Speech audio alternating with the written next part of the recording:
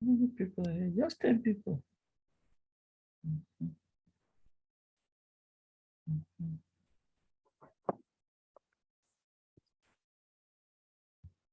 Mhm.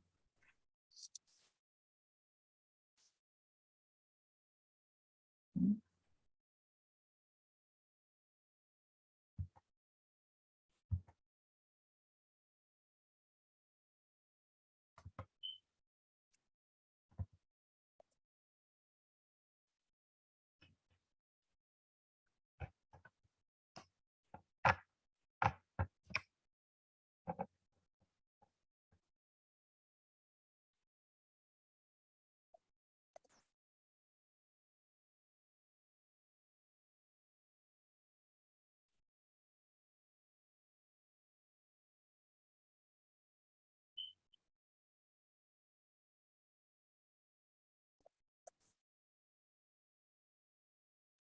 Mhm.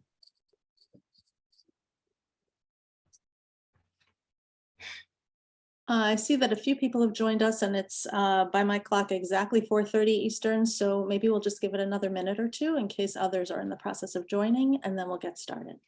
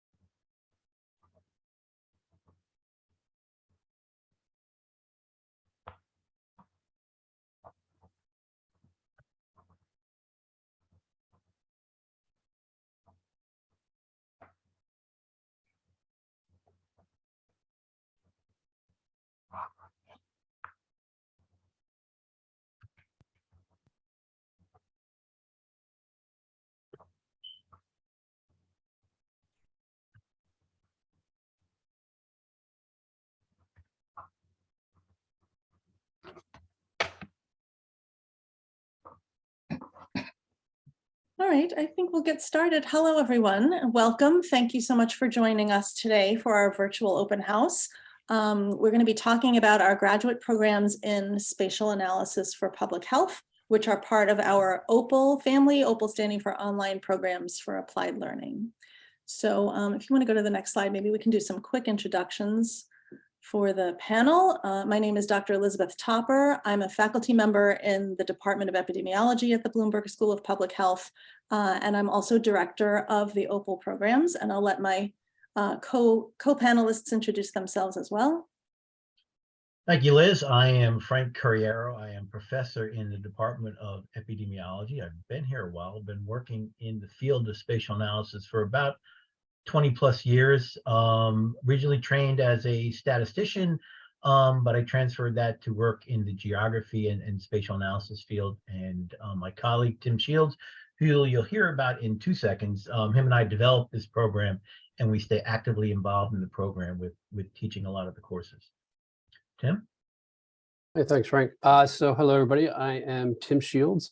I am an associate scientist in the Department of Epi at Hopkins. I've been there also 20-some years. And a large many of those years are working with Frank, developing spatial applications, which has spurred the creation of this program here. So pleasure to be here. And I guess the only thing to add is maybe I'm a geographer by training. Okay, back to you, Frank. Just a quick roadmap for all of you to know where we plan to go. We've prepared a brief presentation just to give you some information about the program. And then as you can see at the end, we'll be happy to open it up for questions. Frank and Tim are going to go over the industry, the spatial analysis industry, talk a little bit about that, and then how that connects with the program curriculum itself. And we'll talk about other details of the program as well. We'll talk a little bit about online learning in general and the student experience and what folks can expect. And I'll give you a little spoiler alert. We have an alumnus with us as well, so you'll hear from him. And then I'll get into sort of the more kind of boring nitty-gritty details, but things you need to know about admissions requirements and financial aid and all that good stuff. And then, like I said, we'll open it up for some Q&A at the end of the program. Great, thanks, Liz. So let's go ahead and let's just jump right in and talk about spatial analysis. And we'll just start with what is spatial analysis? Well, this can mean different things to different people, and and the reason why is because it's the perspective you're coming from. Where are you coming from, and why do you want to map data and analyze what we call spatial data? So if we had to give it a definition, we talk about the interpretation of geographic information through the use of mapping software and statistical analysis. So there's two primary components there: the mapping software, which you'll see is a geographic information system, and statistical analysis. The field of spatial analysis, at least for public health, builds on the foundations in epidemiology and biostatistics. And for us here at the school, we have this what we call spatial science paradigm, because it includes components of spatial data, geographic information systems, and spatial statistics. And this is sort of the paradigm of how analysis goes. You know, there's the collecting, obtaining, and creating spatial data. There's the mapping of it and integrating all the spatial data from different resources. That's with a geographic information system. And then there's a component to go beyond the map and actually analyze the trends in the map with this field of spatial statistics. Just to give you a little historic feeling, you know, so spatial analysis, it's been around for a long time, and probably one of the earliest and most famous examples of spatial analysis is John Snow's map of the 1854 cholera outbreak in London. You can see the maps we see here, and obviously we can make a lot better looking maps now, but this is about a century and 3/4 ago. But at that time, cholera was thought to be an airborne disease, and John Snow was thinking that, no, I think it was a waterborne disease, and so he mapped all the cases of cholera in London, and he saw that they were clustering around the famous, what is now famous, the water pump, where people would go and get their water. He put a lock on that water pump, and then he saw the cases, or at least the dispersion of cases clustering around that water pump go away. And that was probably some of the most powerful and earlier evidence at the time that cholera was a waterborne disease, which we know now it is a waterborne disease. So if we fast forward that century and 3/4, this is sort of what we can do now with spatial analysis. So obviously the maps look a little bit better, but that's what John Snow had available to him back then, just hand drawing maps. But here's an example of a project Tim and I and others at the school have worked on and continue to work on, is mapping malaria risk. This is from Zambia in Southern Africa, and you see here estimates of malaria risk in both the dry and rainy season, but also maps of prediction uncertainty, so risk uncertainty in those estimates. Just an example of what we can do nowadays with spatial analysis. Some other current examples you might see around here is up in the upper left-hand corner. That's a world view of Zika virus, mapped across countries. On the right-hand side, we're narrowing our geography now down to the United States, and this is from CDC, and this is health insurance coverage in 2019. A lot of people were doing COVID-related work at CDC and continue to do COVID-related work at CDC, and they were looking at the effect of COVID on health insurance coverage and so forth. Down at the bottom there, again, now further restricting our geography, this is the state of Maryland, and we're just showing you incident rates for Maryland by county for breast cancer between 2015 and 2019, all races, female and all ages as well. So those are just a few examples of spatial analysis that you might have seen or come across in the media. Probably a very famous and more recent example of spatial analysis in action is that JHU COVID-19 dashboard. I think everybody has seen this by now. It is become the famous, the go-to dashboard for COVID-19 information in terms of case rates, case data, and so forth. This was a site that was developed by people of the computer science department at Johns Hopkins University. They're mapping cases. You've seen this on a daily basis. It gets updated. This dashboard is probably the best example that we can use now in teaching of the power of geography. You know, it's a very simplistic idea. They're just posting the data and posting the data where it is occurring. So you're seeing cases and you're seeing as it grows, and it's updated. So it's got a time component to it. So it's updated daily, but it really exemplifies the power of maps and the power of communicating via maps. And what we say here is the power of geography in public health. So that's probably what it's going to be, a classic example. And we obviously use this as a motivation in our teaching as well, because it's like I said, it's a perfect example of the power of geography in public health. I probably said that enough. So why spatial analysis? Well, it's an interesting field. It really is. And it's not a field that you have to be, you know, starting from scratch and say, oh, well, if I didn't do it when I was an undergrad, I'm too far behind the ball. No, this is a field where it could be like an added benefit to whatever you're currently involved in, whether it's health related or unhealth related. And over the last 10 or 15 years, it's a growing field, and it continues to grow. And a big reason why it continues to grow is because of the geospatial technologies that are so widespread out there. And the U.S. Department of Labor, you know, claims that this field is growing at a rate of 35% because of this technology. If you think about it, you know, 20 years ago, if you were around 20 years ago, Tim and I certainly were, you know, the availability and the accessibility to spatial information, spatial data with location was limited.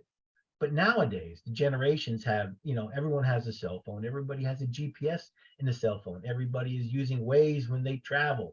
And all this stuff, what's near me? You can ask questions and find out information in real time. What's near me? Or how do I go from point A to point B? So that in itself is really driving the field. And there's an increasing demand for readily available, consistent, accurate, complete, and current geographic information system. And not only that, there's an increasing demand for people who have the expertise and the knowledge in these fields, okay, which is really providing a lot of great job opportunities for people that come from a lot of different perspectives. This was an article that title really caught my eye. It's got a catchy term there. What gets measured gets done. And that couldn't be more true. You're not going to do any kind of a research project on anything if the data doesn't exist for it. Okay. And if the data exists for it, then you don't have to go out and create it. You just have to obtain it. And that is so true in a lot of work that we do. And a lot of the leaders in the health field, you know, health agencies like CDC, NIH, health departments, they recognize that there is an urgent need for more timely and more accurate geographically specific data. And we're not talking data that's aggregated or summarized to the state level, but data that is at a neighborhood or what we call a census tract level. These are smaller geographical units, okay, because we need data at that specific scale to efficiently and effectively address a lot of the most pressing problems in public health. And COVID was a certain great example of that. Some of the career paths that you can take with having knowledge in spatial analysis, they can both be narrowly focused or more encompassing. It's up to you and sort of where the perspective that you currently are in and where you see yourself going after taking a program like our spatial analysis program.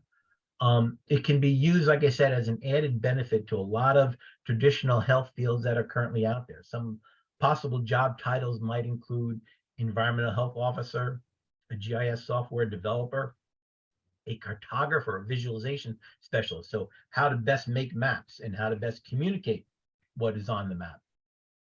A geographic information scientist, spatial statistician, and so forth. So there's a lot of different job titles out there that that you can be qualified for after taking our spatial analysis program. Here's a list of some of where our alumni are, so like I said, some of our statisticians, some of our GIS data analysts, some of them are actually faculty that are on universities and they wanted to get expertise in spatial analysis so they can have that added benefit to their academic agenda, in terms of public and private sectors via CDC, Department of Homeland Security, a lot of health departments. A lot of our alumni have gone to different health departments, big data institutes. I'm just reading off some of these here. These are, we survey our alumni all the time and find out where they're from. There's a lot of applications going on in CDC that utilize spatial information and spatial analysis. Tim, I'll give you an opportunity here if you want to chime in on any additional information about tracking our alumni and where they've been. Yeah, this is a nice representative, posting of some of these positions. Yeah, thing to add, Frank, would be some of our active students are able to leverage their program, or they come to us for references for like assistantships, internships with, I know Eco One Health was the last one we helped out a current student with. So, I think everybody comes to the program for getting these qualifications to either expand their work or change their workplace. But even while you're in the program, some students currently are able to get some other opportunities while they're still current with the program. So maybe that's the last thing I would add to a slide like this. Great. And Tim, why don't we take the opportunity now and I'll let you introduce our alumni that's with us today that can say a few words about his experience in the program, just really quick, but also be available for our Q&A at the end. Sure. Well, I'll give you a quick intro. David Wade is with us. He was part of our inaugural spatial analysis program, and I guess he graduated in 2019 now. But we put out a request. Hey, David, would you mind being available to maybe share your experience or be able to answer questions that people who come to this this webinar might have? Because Frank and I certainly have our perspective, Liz has her perspective, but David has maybe a perspective that might be even more relevant to you or more of interest to you. Is basically he was in the seat in the program. So say hi to David, and maybe you want to say a couple words, David, and then we'll see if questions come your way. Just in really short, it's a wonderful program. What's really nice is quite a bit of stability to the program from what I can see. So the folks that you're seeing right now are generally the folks that when I started with the first class. Technology's definitely come along. What I'm doing is I've gone back to school and I'm looking at applying what I learned in looking at marginalized communities where public health and education come together. So I think the whole thing that what I found with the spatial analysis is it gives you a different point of view of really looking at what's happening where, and from there it helps you ask other questions. So I'll kind of leave things at that point, but I'm really happy to be visiting again. Great, thanks, David, and it's great to see you. And David will be available at the end here in a short period of time to help out with our Q&A if anybody has specific questions for him.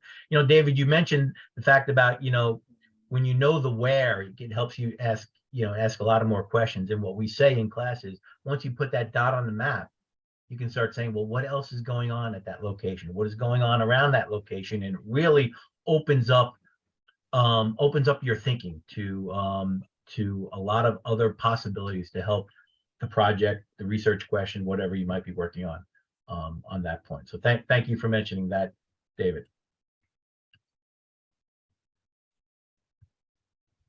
Okay, I am going to hand it back over to Liz to give you a little bit more details about the program. Great, thank you. You may know, I hope you know, but in case you don't, we have two programs available in spatial analysis for public health. So one is a full master's degree program. It's an MAS, or Master of Applied Science degree program. And that's a total of 50.5 term credits. So we say term credits because the Bloomberg School of Public Health academic calendar operates on a system of 4 terms per year. At some institutions, they call them quarters, rather than 2 full semesters. So courses run for 8 weeks instead of 14 to 16 weeks. And so it's just over 50 credits. And it can be done in a minimum of 2 years, so 2 full academic years from September through May, not including the summer in between, or in as many as 4 years for folks who want to slow it down. The 2-year program asks that you take 2 courses per term, but a lot of people choose to slow that down. Maybe you only have the bandwidth for 1 course per term. They're also, because it's a part-time program, there's no requirement to be continuously enrolled like with a full-time program. So sometimes, you know, life happens to all of us and you need to take a term off, and that's okay too. And so the staff in my office will work with you to look at your course flow, make sure that you're hitting the prerequisites and taking courses in the correct order, and also getting all of your requirements in to prepare for graduation. We'll go over the curriculum in a moment, but I also want to point out that we have our post-baccalaureate graduate certificate program in spatial analysis for public health as well. And that's a total of 18 credits and covers 4 academic terms. So that would start in late August or early September and run through May to be completed in 1 academic year. Both of these programs have a skills-based orientation. So we designed the program specifically for working professionals, those who, you know, are working full-time, you're already out there in the public health workforce. And so we know that you're busy and you have work responsibilities and family responsibilities and other obligations. So we've designed the programs with that in mind. That's why they are offered on a part-time basis and are 100% online. There's the instructional approach that we take, again, is skills oriented. So this is learning by doing. You'll have projects and examples and lots of opportunities for hands-on learning. There are some lectures because we need to deliver the material to you, but then we completely give you opportunities to use that material that you learned about in the lecture and apply it to public health problems. And those lectures are pre-recorded, but there are also some real-time opportunities to engage like we're doing right now. And then, you know, finally, our goal is to prepare you, of course, to address public health problems through a variety of multidisciplinary approaches, applying the latest scientific knowledge. So thereby, hopefully focusing on local issues wherever you may be, but also global issues as well. So this diagram shows the curriculum, and this is the full curriculum for the master's degree program. So this is for the MAS, and it's showing you year 1 is 24 credits, year 2 is 26 credits, and then for each of those, you see these large numbers next to that 1, 2, 3, 4. Those are the 1st through 4th academic terms of the year, and then listing the courses that you would take during each of those terms. And you can see that by and large, there are 2 courses per term, except at the very beginning. And so again, if you take both courses every term, you'll finish the program in 2 years, but you do have up to 4 years to complete the program. And then the courses that have the asterisk at the end of it, so you'll see each course has in parentheses afterwards the number of credits, and then some of them have an asterisk at the end, and they're really the first couple of terms of the 1st year curriculum, and then terms 3 and 4 of the 2nd year curriculum. Those are the courses that are included in the certificate program curriculum. So if you look down the list of courses, you can see that it's a combination of courses in epidemiologic methods, courses in statistics, as well as some GIS-based spatial analysis courses and spatial statistics courses. And then at the very end, in term 4 of year 2, for those taking the master's degree, we have what we call the integrative activity. You can see that at the very bottom of the list.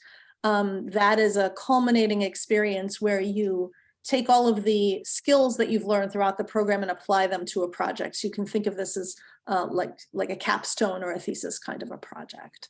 And so the courses that are starred and included in the certificate curriculum are chosen because those are really only the spatial analysis courses. So the certificate is designed for people who might come and be interested in the master's, but already have a background in biostatistics and epidemiology at the graduate level, and you really just want those spatial analysis and spatial statistics courses. So that's the sort of the target audience for the certificate.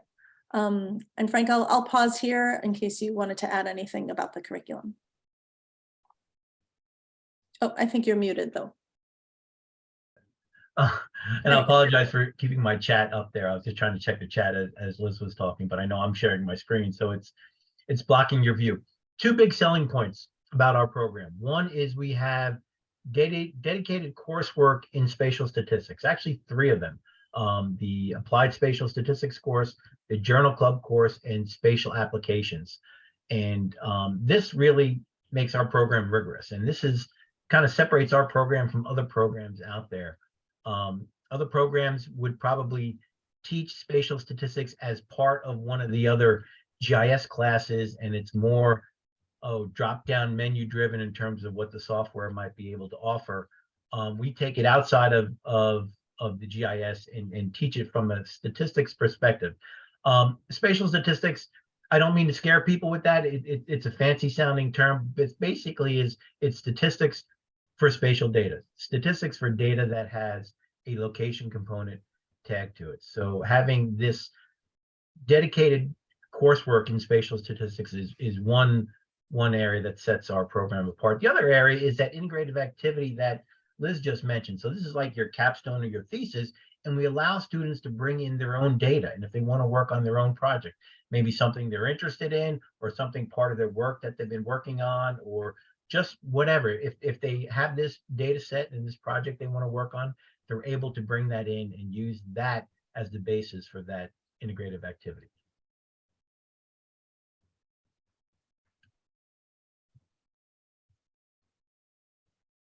Great, thank you. So this was alluded to earlier, but I just want to point out that while the program started in 2016, which was about 6 years ago now, the school as a whole has over 20 years of experience in online learning. So as schools of public health go, the Johns Hopkins Bloomberg School of Public Health was really pioneering in getting courses up online. We've been doing that since the mid-1990s.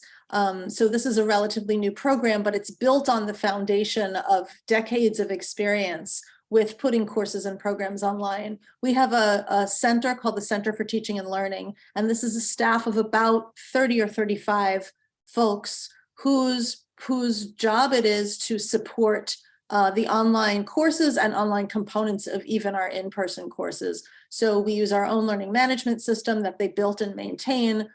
We have a staff of medical illustrators and web developers and instructional designers who are at the ready and supportive of all of our courses. So there's a high production value there, lots of activities to keep you engaged throughout the program. And again, because the lecture material is pre-recorded, that enables us to have increased flexibility. So typically throughout a course, the lectures are released on a schedule, but then you can listen to the lecture when it's convenient for you during that week or that module of the course. So it's not like you have to commit like you do with a brick and mortar program.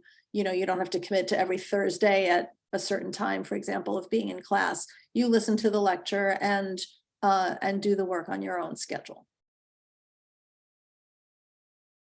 So I mentioned our learning management system, or LMS, and it's called Course Plus. This was developed by our team here at Johns Hopkins and maintained by them, and it looks a little bit like that.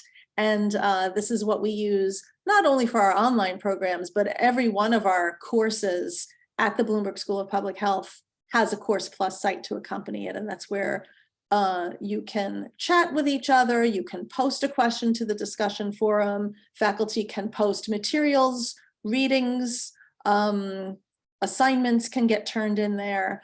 So this is the primary way that once enrolled in the program, you would engage with the school. You listen to the lectures there. You can interact with your instructor and your TAs there, and as well, you can interact with each other. So these are some of the faculty that teach in the program. So you've already met Frank and Tim and myself, and we're joined by Dr. Rosa Crum, Dr. John McGreedy, and Dr. Aruna Chandran. The six of us work together to ensure continuity between courses and make sure that everyone's having as fulfilling an experience as possible. So in order to apply, the Bloomberg School of Public Health uses a common application system called SOPHIS. I think it stands for Schools of Public Health Application System, actually. And so SOPHIS is what we use for the MAS program applications, the master's degree program applications, and then SOPHIS has kind of an offshoot of that called SOPHIS Express that's used for the certificates. We do require a bachelor's degree from an accredited college or university, as well as sufficient either prior quantitative coursework or other evidence of quantitative ability. So, you know, we always say that it might be that you took lots of, quantitative based courses as an undergraduate or in a previous program. And it might be that you didn't, but that you sort of always felt yourself to be kind of a numbers person, and you ended up working in an area that uses your quantitative abilities. And so we don't require that we see it on your transcript, but we do require that we see it somewhere in your application. And again, if it's not on your transcript, it's likely going to come out in your statement of purpose, which you can also see is on this list, as well as your letters of recommendation. And your resume or CV, which you also need to submit. You'll see that we require 3 letters of recommendation for the master's degree, but only 1 for the certificate. I mentioned the statement of purpose, so you should talk in there about why you're interested in this program, why Johns Hopkins, and why now, and how is it a good fit for you and your career goals. And then for international students, you'll need to have either a TOEFL or IELTS test score to demonstrate your proficiency in English. And also any academic records from an international institution will undergo a course-by-course credential evaluation, which is pretty standard. Next slide.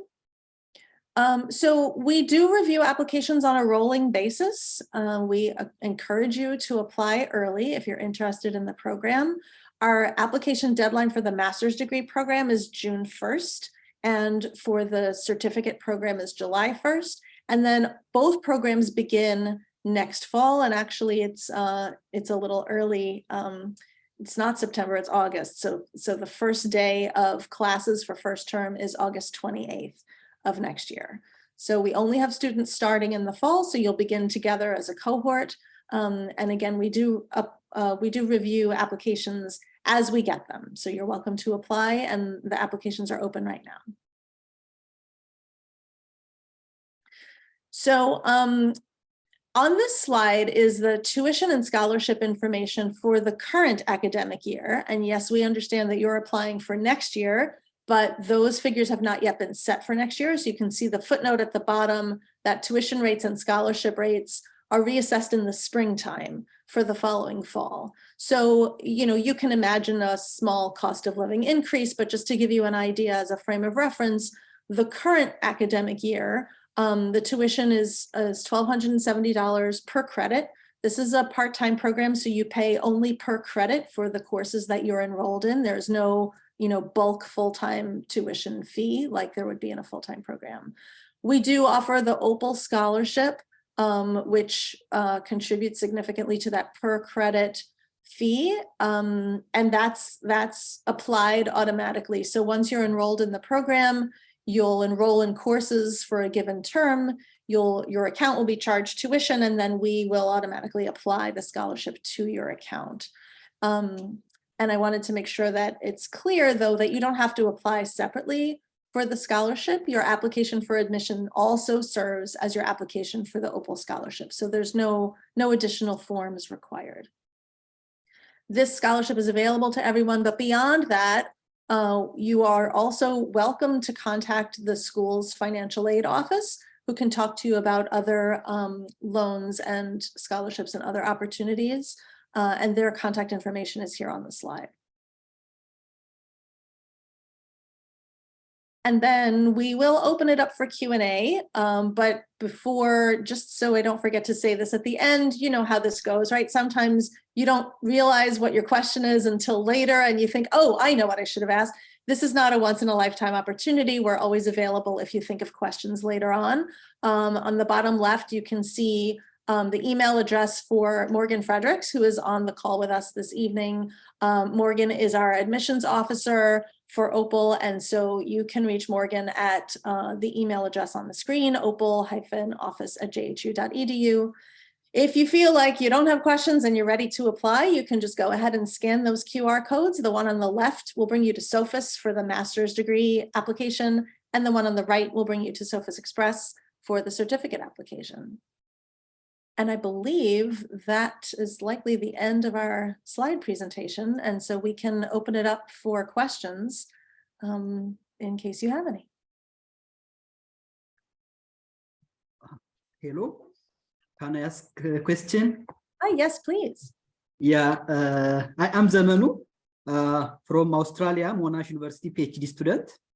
And currently, I am working on my PhD related with spatial statistics, and my university is looking an external workshop for me and my colleague, and the cost will be covered by my university. And we need an external workshop, and I hope this is the right university that we are interested in, and we want to have a workshop. And is there any opportunity for us to give this external workshop for us for our PhD? So I'll be honest, I'm not clear on what you mean by a workshop. Is it a course that you're looking for, or a presentation to your university? I'm not sure. I'm sorry. I'm not sure I understand exactly what you're asking.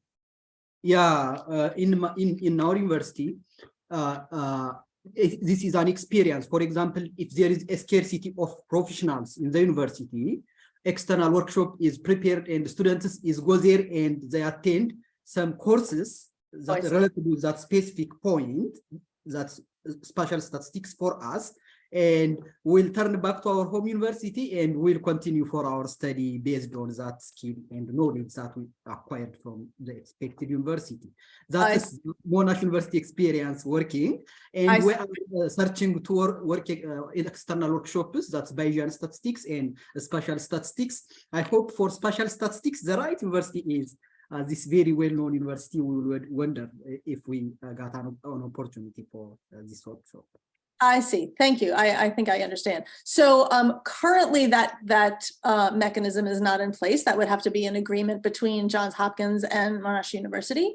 I'm not saying that can't happen, but it hasn't happened yet. So we would have to have sort of high-level conversations about that between the leaderships of the two institutions. But I think that would be great. We do talk from time to time about having programs like that and partnerships like that, and we have had partnerships like that with others in the past, not for spatial statistics, but in other areas within public health. Currently, I would say if there's someone at your university who is interested in learning more about spatial statistics, they should come and do the certificate, likely, if they have the epidemiology and biostatistics background.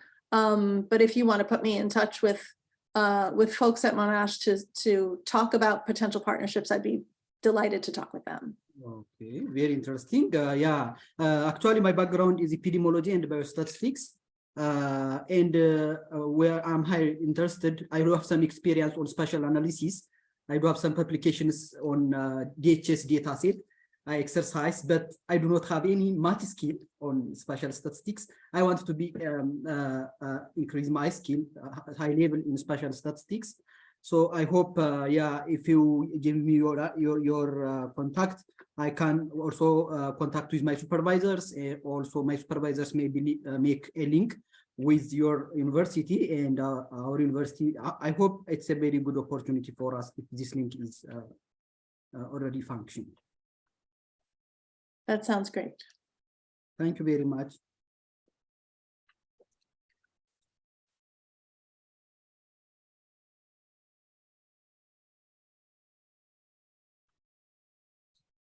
Mark Risney here. I have a question. In terms of putting together a project or I'm sure there's some type of thesis generated minded project through the program. The data that we have professionally, can we bring that into the program to construct our models and our projects for evaluation, or is the university kind of guiding us to publicly available data sets? I can handle that one. So at least for the coursework, that most of the coursework, we have already pre-assigned data sets that students will do as exercises to learn those skills. But for the integrative activity course, so this is now your thesis in say your capstone, yes, you're allowed to bring in your own data if there are IRB issues with respect to that, since it's health data. If it's got identifying information, then we'll have to have some IRB in place for that. But if it's data from your professional organization or your company, and you want to bring that in for analysis and use that as part of your integrative activity for your final project, yes, it will be evaluated, and we will mentor you on terms on doing a spatial analysis of that project, of that data. Okay. And then, I mean, I'm coming from a position where I've been pretty well versed in the tech. I'm a software veteran, so I've worked for Mapbox, I've worked for Oracle, I've worked for Esri. So I have a lot of industry experience and I have access to my own servers and data sets. So some of these things that I don't know if it's going to be, it would be remedial for some. If there are students like myself that already have that or are more interested in publishing something and getting like a peer review of the type of direction we're going, is that something that the program can be kind of tailored for? Well, tailored for in terms of that integrative activity. But the courses, if you're in the certificate, the 1-year certificate or the 2-year master's, those courses, they can't be all individually based, because then we'll be, pretty much teaching, 30 different classes, every day to 30 different students. So all those courses are geared to all the students will work on the same data, the same analysis, and be evaluated the same. But it's that integrative activity project that has some components throughout the 2 years of it. So you just don't wait until that last term in your second year to work on it. We bring it up in several courses before then, but that's the only opportunity where you would be allowed to bring in your own data. Okay.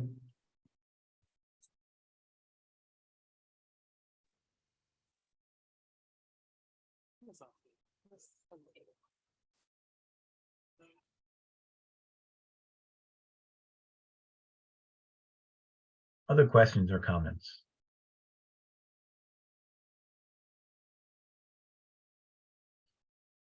So a lot of times, the OPAL office will contact Tim or I, because a prospective student might have a specific question or two and that they can't answer. So quite often I would be setting up separate Zoom calls, whether it's for, 10 minutes or 15 minutes, whatever it is, with prospective students to help answer some of the more their specific content related questions about the program. So that is certainly an option for everyone as well.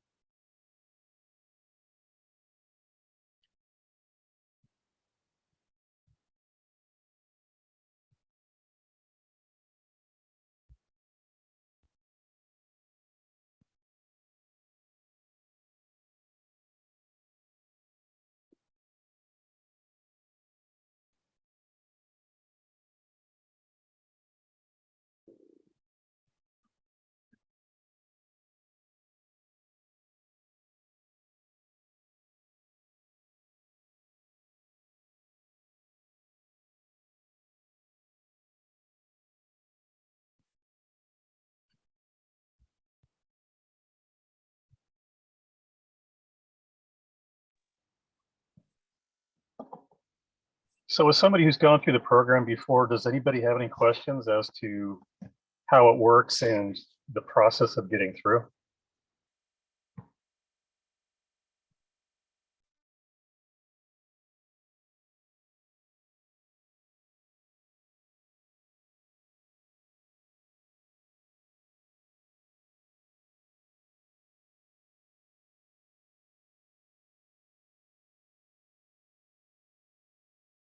Well, Dave, why don't you share some of your tips, if you have any tips that you might have come across by the end of the program?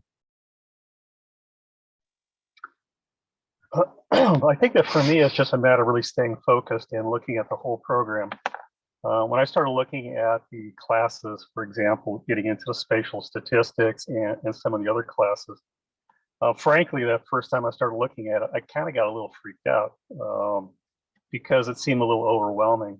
But as we worked through the program, just trusting the process that everything builds on itself. I kept all my material from class to class, including my, the videos from the courses, and I was able to go back and review them as I went along. It became a great library for making sure that I understood. And all the previous courses that you go through, getting to that final project, are going to build towards getting there. What I found is that probably about 3/4 of us, we left that first year thinking pretty solid that we had a project that we were going to work on. And by the time we came back from the summer and started the second year, most of us had kind of like rearranged our project. And that was really kind of a growth process of, just reimagining what we were going to work on. It was a matter of just, staying focused each day and then just building our community around us. It is 2 years. 2 years goes by pretty quick.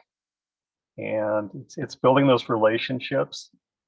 And, there's a great faculty, and the teaching assistants are absolutely wonderful as far as, helping through the day-to-day process where you hit that wall and you're just not exactly sure where to go. It's just the teaching assistants were great as far as, helping us, lifting us up through the process. So I think that Dr. Curriero and Tim could probably say more about them, but they were absolutely wonderful. Yeah, that's great feedback and great advice. Thanks, David. Yeah, the TAs are wonderful, and they're here for you. They have office hours throughout the week.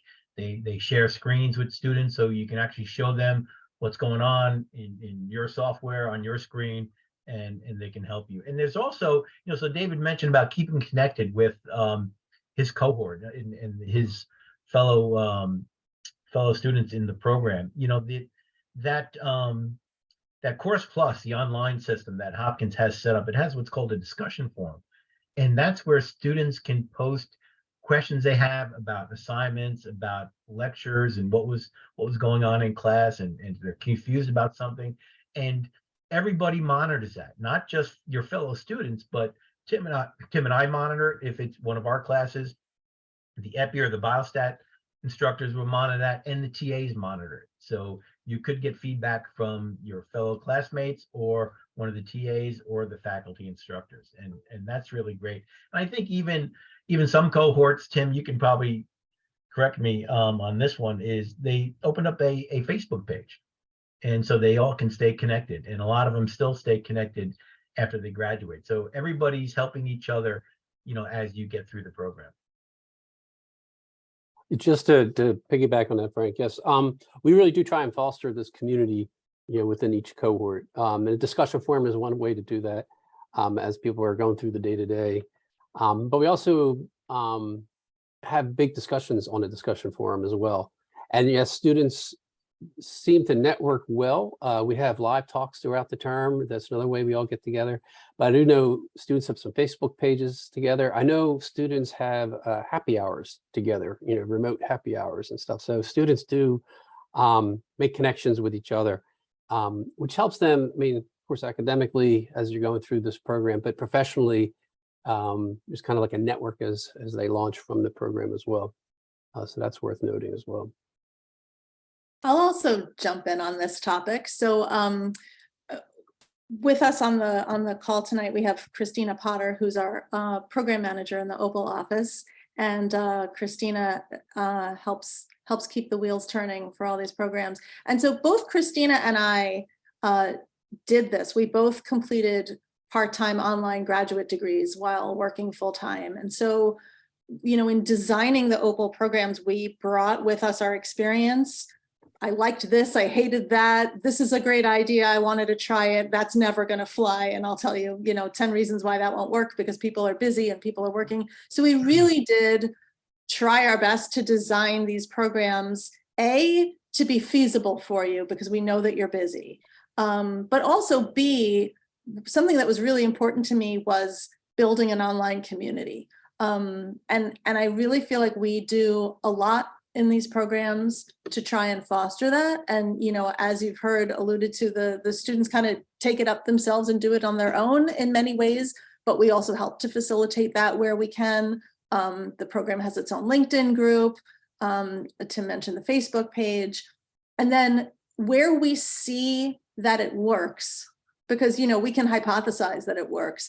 And we hear anecdotally, people connecting, but where we really see it is at graduation, right? So folks come from all over the country, all over the globe, really, to attend graduation when they complete the program.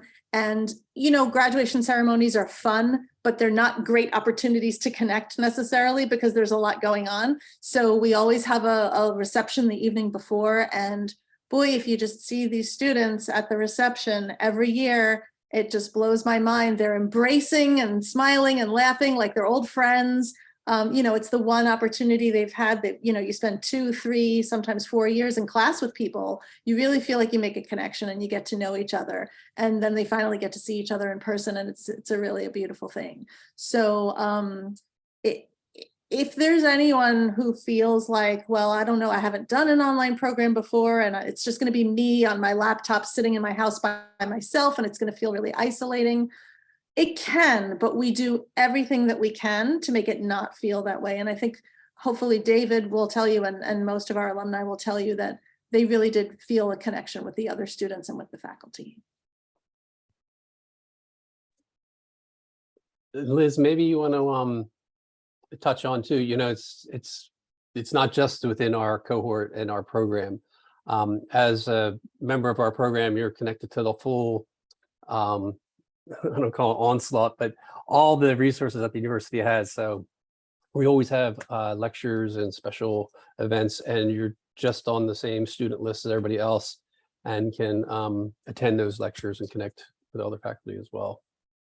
Yeah, that's right. And because of COVID, most things are online now. So even the in-person things are often webcast or recorded.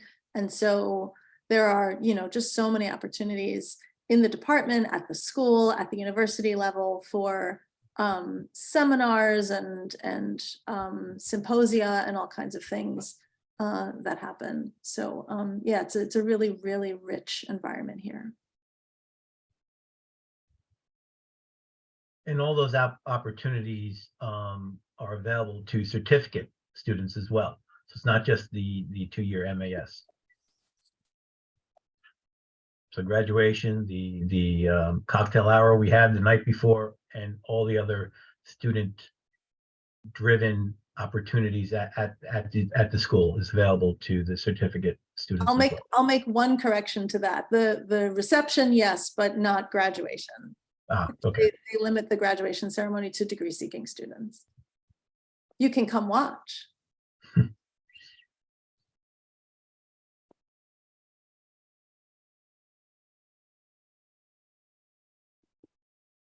Any other questions? Again, you have some contact information, so you're able to ask us later.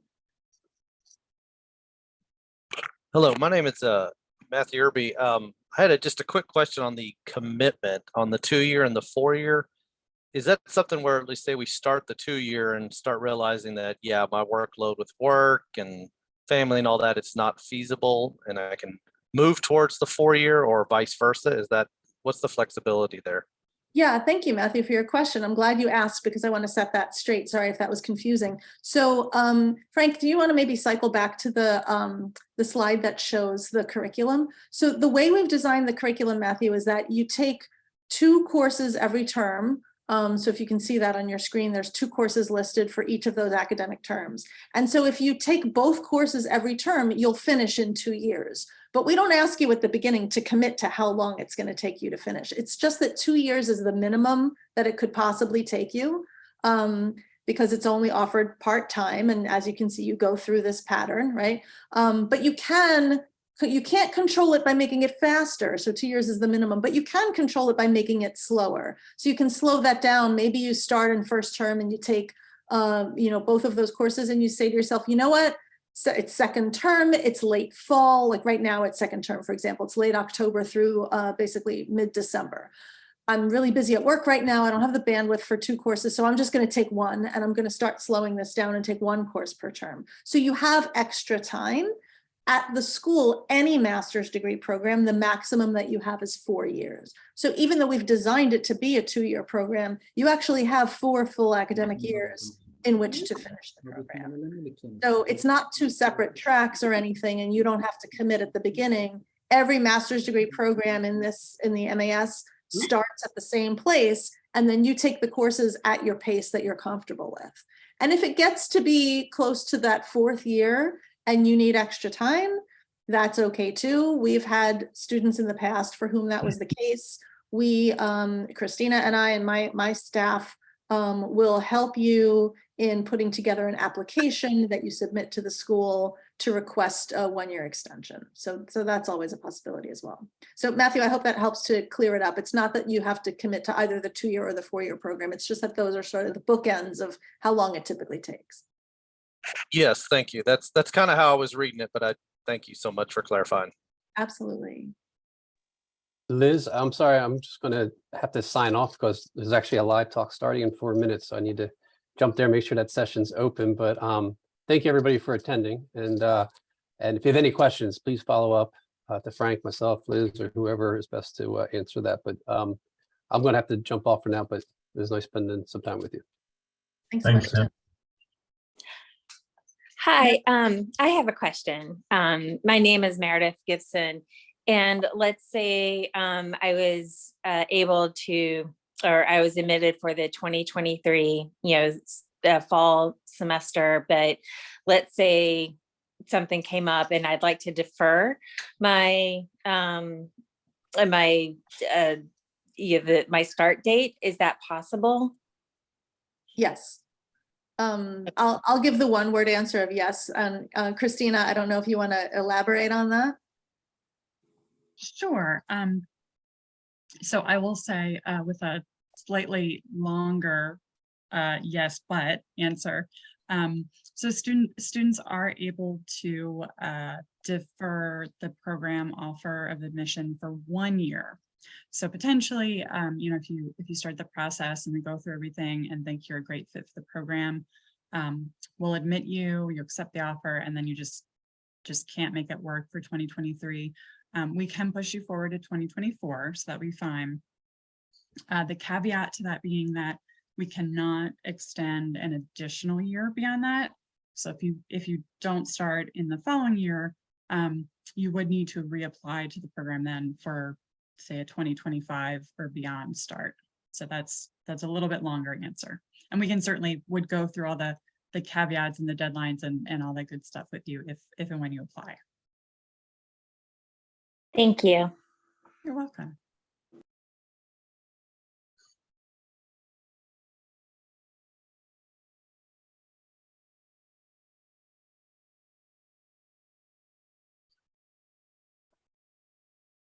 Any other questions?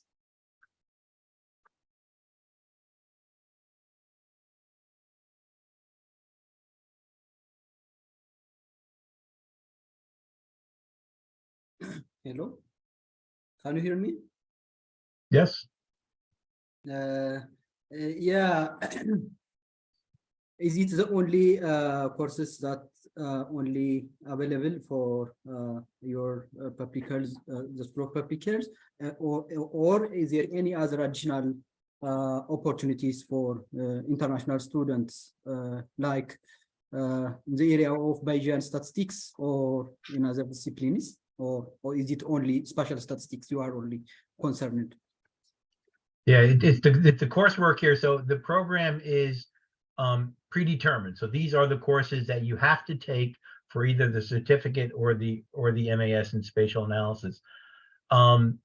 As a student, if you're in this program and you wanted to take other classes, Liz, I'll have you help me out with this one, that may be available to you. It won't count towards this program. You would probably have to pay additional for those. I'm not sure how the firewall works, Liz, anymore with taking classes outside of our program.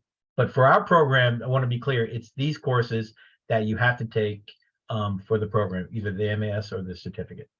Okay, thank you very much. And also, I was raising if there is any available external workshop for our short time, since we are a PhD student and we should have a specified time to take these courses. So can we join courses with your MAS student or other students for us to join as an external workshop? We can ask our university to give a time as an external workshop, and we can join your students.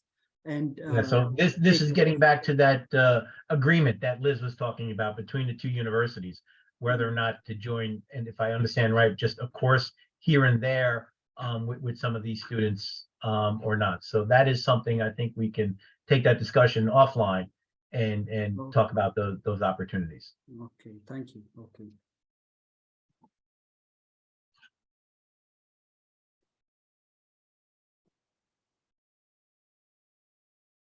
Liz, I think we're up against the hour. I think so. Yeah, I want to be mindful of time. I know everyone's really busy. So if there aren't any additional questions, we'll just say thank you again for joining us. I hope that you found this information useful. Again, you have contact information for many of us. So if you have questions, maybe we can just quickly put just one more time in the, Christina, can you do that? Can you put the OPAL office email in the chat, please? So we'll put the main email address into the chat.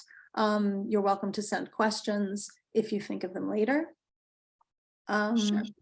And I will just plug that we will have a recording of the session soon, and we'll share that with all of you. So if you want to refer back to something that was discussed or the slides themselves, you'll be able to do that. That's great.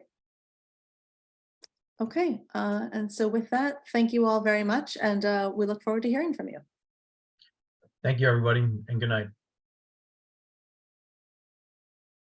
Thank you.